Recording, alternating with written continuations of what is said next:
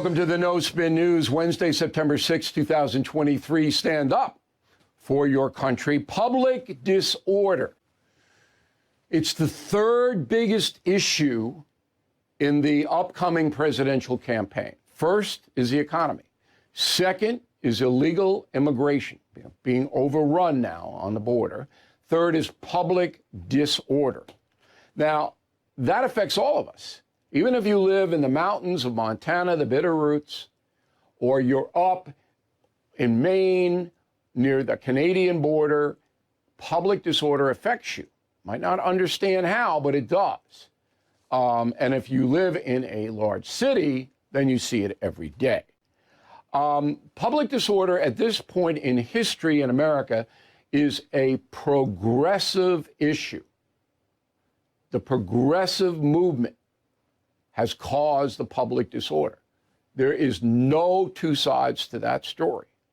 And that is the subject of this evening's Talking Points memo. All right, Philadelphia, progressive town.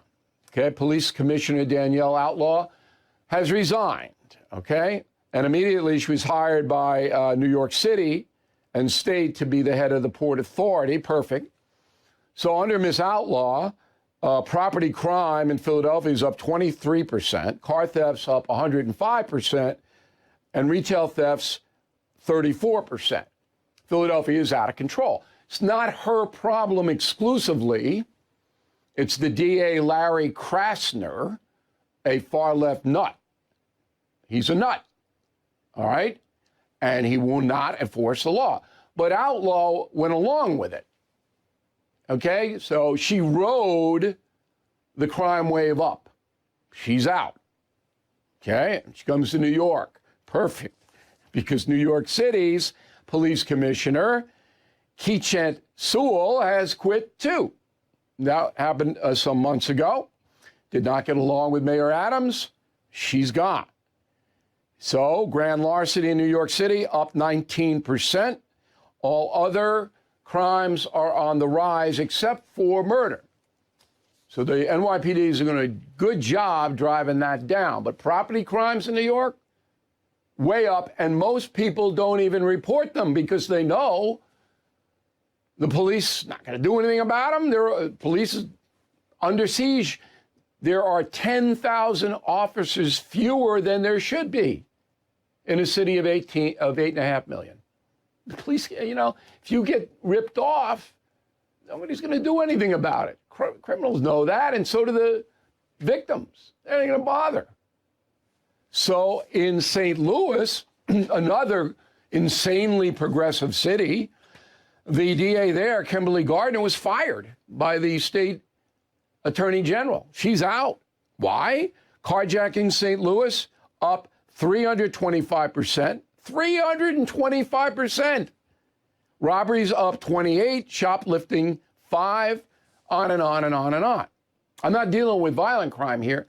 I'm dealing with property crime, okay? San Francisco, you already know. Chesa Boudin, recalled by the liberal voters in San Francisco, booted out. San Francisco, you can't even go there anymore. Robberies have increased this year 17%. Motor vehicle up 12%, on and on and on and on. Can't walk the streets. San Francisco. LA, according to the National Retail Federation, is the worst city for retail theft, probably in the world, because other countries enforce the law, most of them, not here, not in LA. So Capital One, all right, the bank card, estimates that $87 billion is stolen from retail outlets every year. Okay, you see the stat for 2022. The average shoplifter is arrested once out of every 100 thefts. So you have a 1% chance, if you shoplift, of being arrested. 9% of American adults shoplift. I mean, it's insane. Okay, why? Because they know nothing's going to happen to them. Flash mobs. All right, this is a West Coast thing. It's going to spread all over. So in Home Depot, LA County, flash mob went in, stole $5,000 worth of merchandise in full view of the staff. Customers walked in, 7 masked thieves, stole everything they could steal. No urgency. Just took it. There it is. I didn't even run it. Okay? Threw it into a van, drove away. Nordstrom. This happened last week. 2 thieves, man and a woman, stole $4,000. Okay? And Nordstrom's in Irvine. That's south of LA. No arrest for the robberies. No arrest.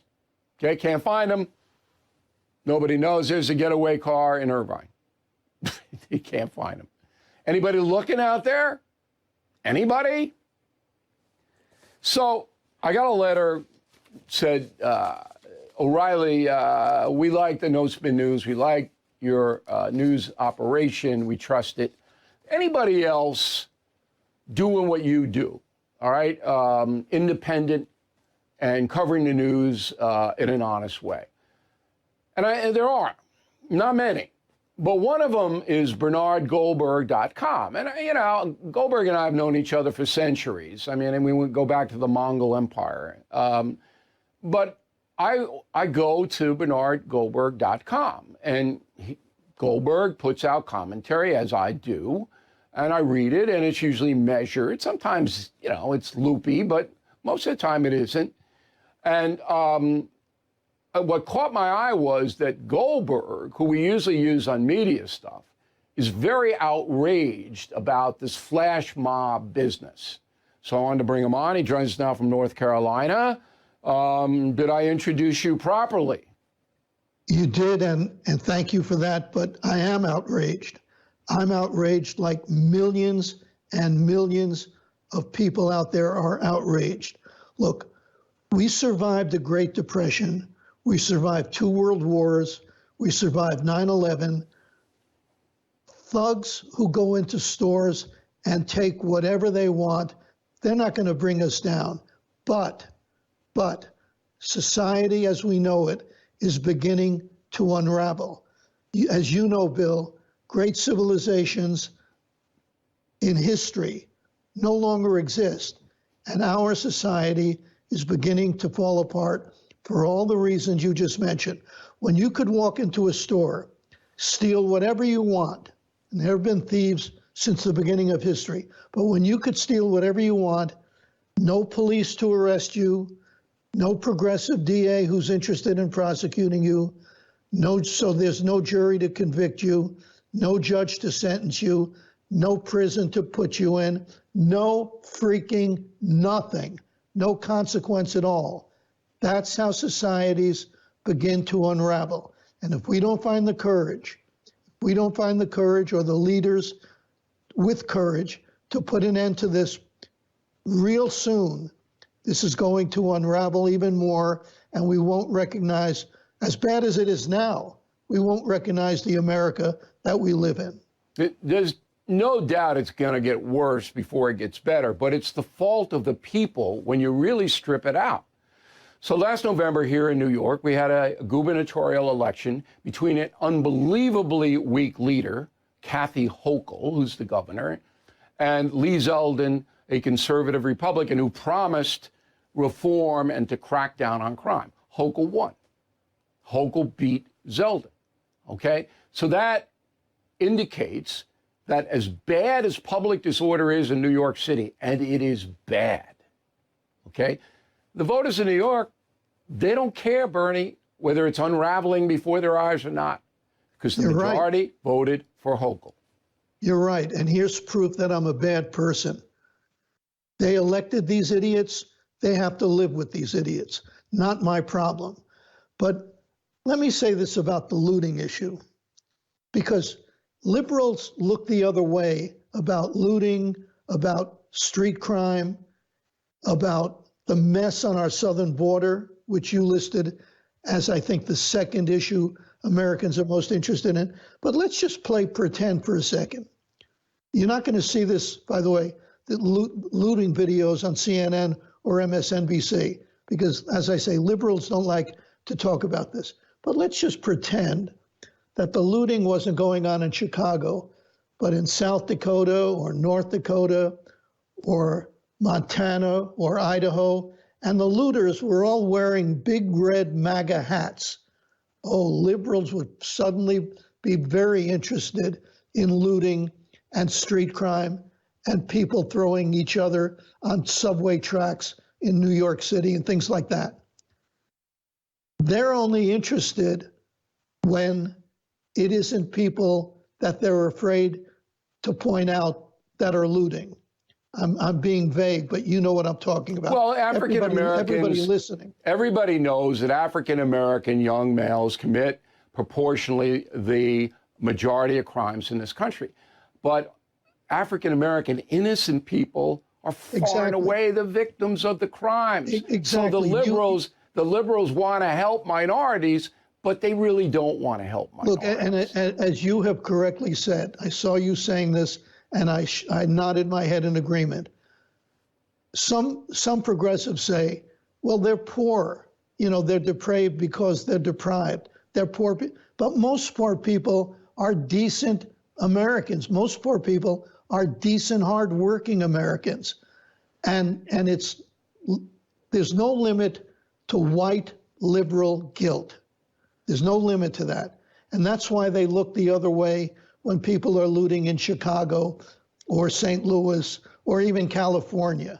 They look the other way because they know who's doing the looting. Shelby Steele, the black intellectual from California, very bright guy, called it good racial manners. These liberals and progressives are showing their good racial manners. They're saying, no, we're the good ones. We're not racist like, O'Reilly and Goldberg, we're the good ones. And what's going on is precisely what you said. People are being victimized in poor neighborhoods. Poor people don't like this. I would even say most Democrats, most mainstream Democrats don't like what's going on.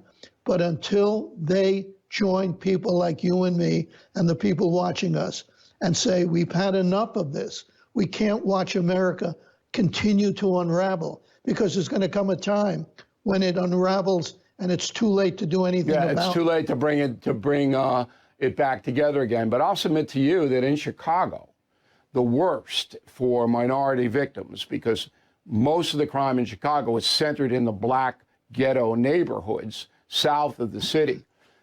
They elected an even more liberal mayor than Lori Lightfoot. So even though they're being, go ahead. If you look at the voting, who voted for who in that, yes, black people voted for the black mayor, Brandon Johnson, over a white candidate who was said he was tougher on crime. But it's the higher end, higher income progressives in Chicago and in New York who elected Bragg. Adams and Bragg. No, right. Bragg.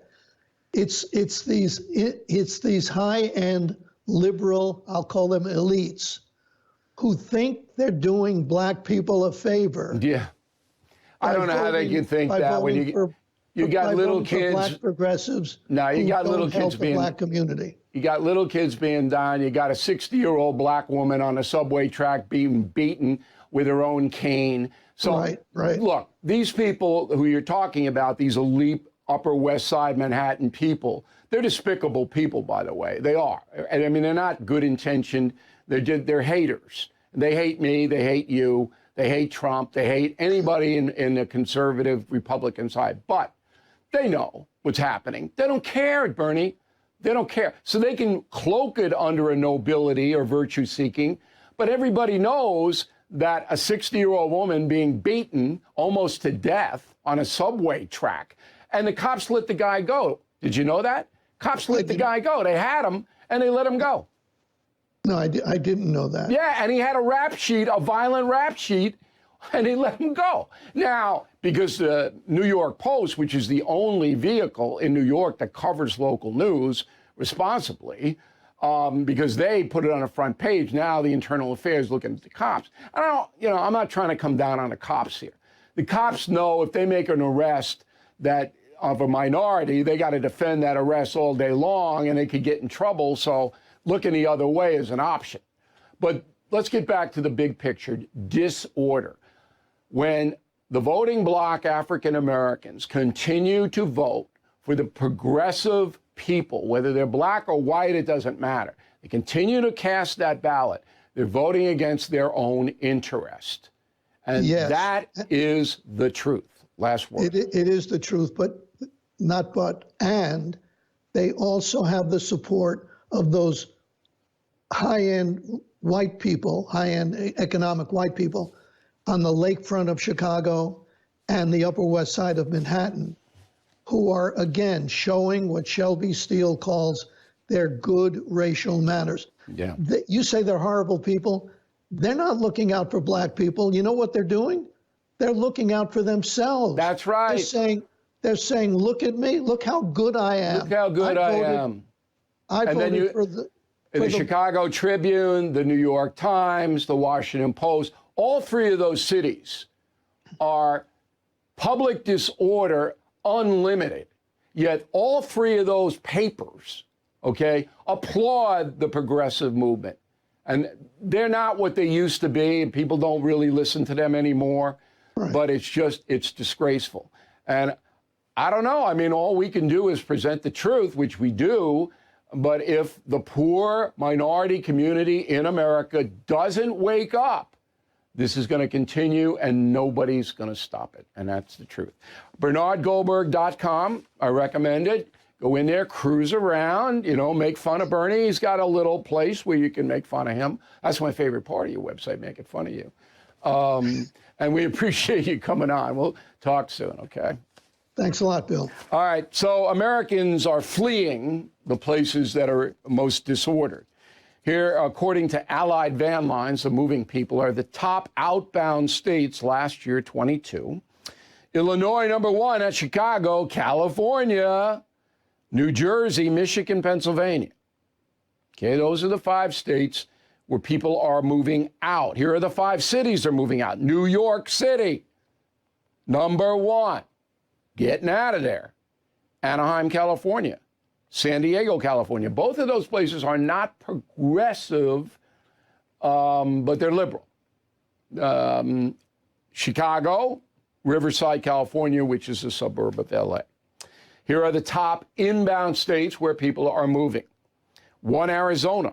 2, South Carolina. 3, North Carolina. 4, Tennessee. 5, Texas. All red states. Here are the top cities. Tucson, on the border. Sarasota, Florida. Charlotte, North Carolina. Austin, Texas. Nashville, Tennessee. Out of all of those, Austin, Tennessee is progressive. Austin, Texas is progressive, sorry, Tennessee. So you see what's happening here.